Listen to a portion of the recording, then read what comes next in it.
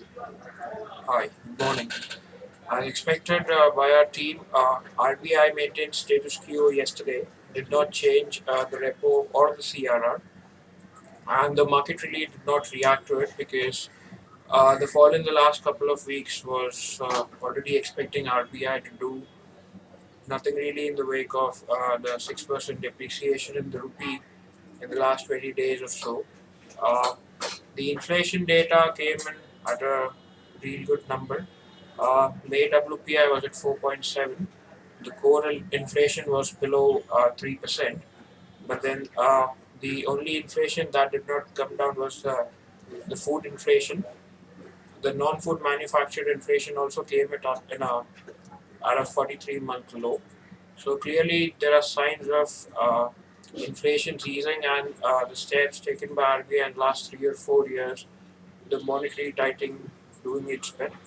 However, food inflation continues to pose a threat, and also the recent government steps to increase the minimum support price would add to food inflation.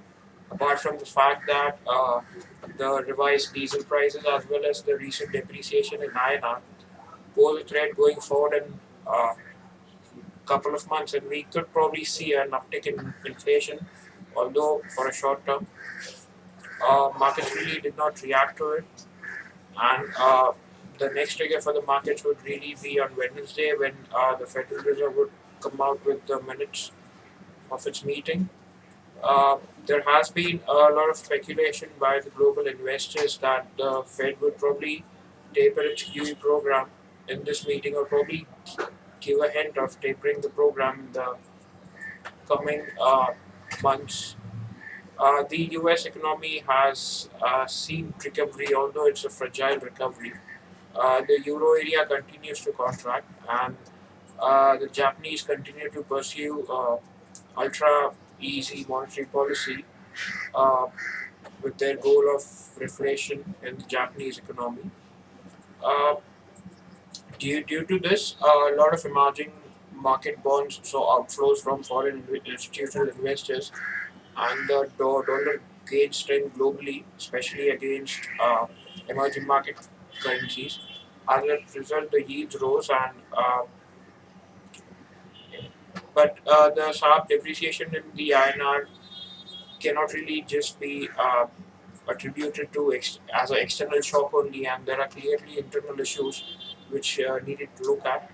Last week, the finance minister, Mr. P. Chidambaram, had arranged a press conference, but then again, investors were disappointed since it was all talk, no substance really.